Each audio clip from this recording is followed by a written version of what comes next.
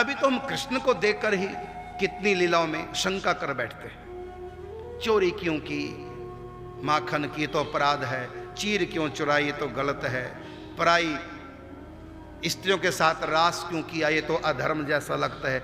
अभी तो हम श्री कृष्ण की प्रेम लीलाओं को नहीं जान पाए, वहां पर शंका कर बैठते हैं। प्रेम से आगे रस की लीलाएं और रस से आगे रंग की लीलाएं, दिमाग खराब हो जाएगा यदि डायरेक्ट इस ग्रंथ को पढ़ोगे तो। इसलिए महावाणी ग्रंथ को पहले शरणागति लो किसी संत की, और फिर उन संत से इस ग्रंथ का अध्ययन करो। सबसे पहले सिद्धांत सुख, ये राधा क्या है, कृष्ण क्या है। ब्रज में ऐसी थोड़ी राधे राधे होती है, कोई करता है कृष्ण कृष्ण। अयोध्या में तो सब राम राम जी कर देंगे, लेकिन ब्रज में कोई कृष्ण कृष्ण नहीं कहता। क्या कहते हैं? राधे राधे। आखिर क्या बात है?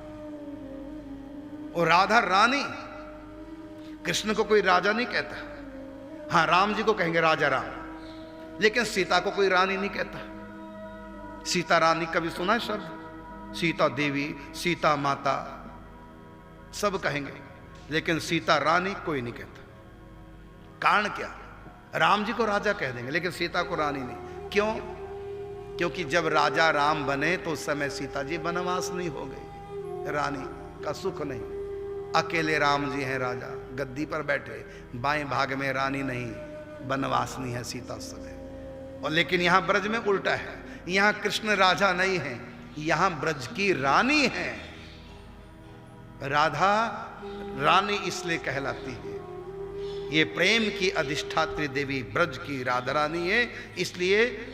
और इनकी प्रजा कौन है? 3 रूप है राधा रानी के। एक ब्रज रानी है, ब्रज की रानी राधा रानी। एक रानी है निकुंज की, कहा एक राधा ब्रज में बसे, दूजी रास विलास, तीजी कुंजन में बसे दुलरावे हरिदास।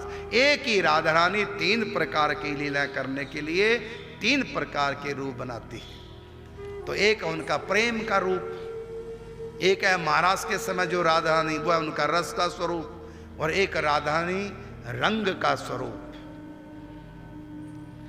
तो निम्बार्क संप्रदाय के जो इष्ट हैं वो राधा रानी है, लेकिन उपासना युगल की करते हैं, क्योंकि राधा रानी का बिहार ने रूप स्वीकार किया है निम्बार्क संप्रदाय में। और बिहार किसके साथ कर रही हैं?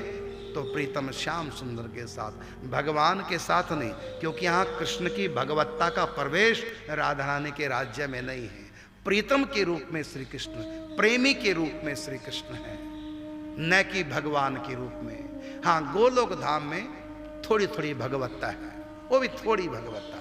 और निकुंज में भगवत्ता 0, निकुंज वृंदावन में भगवत्ता ऐश्वर्या 0, और गोलोक धाम में कभी कभी ऐश्वर्य आता है, लेकिन ऐश्वर्य का मिश्रण है। शुद्ध परमात्मा का निज स्वरूप, प्रेम स्वरूप, कहा ना love is God and God is love.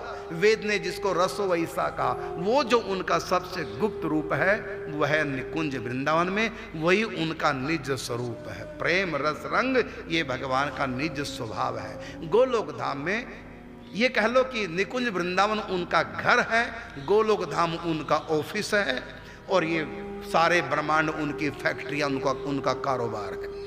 सारे अनंत अनंत ब्रह्मांड ये भगवान का कारोबार है, फैक्ट्रियां हैं। और गोलोक धाम उनका हेड ऑफिस है, और निकुंज वृंदावन उनका घर है। तो ये रस की उपासना, घर की उपासना, ऐश्वर्या मिश्रण गोलोक धाम में, लेकिन निकुंज वृंदावन में शुद्ध प्रेम है।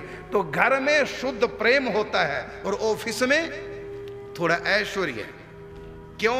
इतनी फैक्ट्रियों का मालिक साहब आए हैं, वहां थोड़ा ऐश्वर्या मिश्रण, लेकिन घर में केवल माधुर्य प्रेम। तो श्री कृष्ण का निकुंज में प्रेम, निकुंज वृंदावन में उनका घर है। तो निकुंज वृंदावन उनका निज घर श्यामा श्याम, और गोलोक धाम उनका हेड ऑफिस, और ये अनंत अनंत ब्रह्मांड उनका कारोबार है। तो सबसे बड़ी उपासना सबसे पहले प्रेम में जाएं। भागवत जी हमको प्रेम समझाएगा, और इसके बाद फिर महावाणी जी हमको रस और रंग समझाएगा। तो ये आपको थोड़ा विस्तार कर दिया मैंने चर्चा का।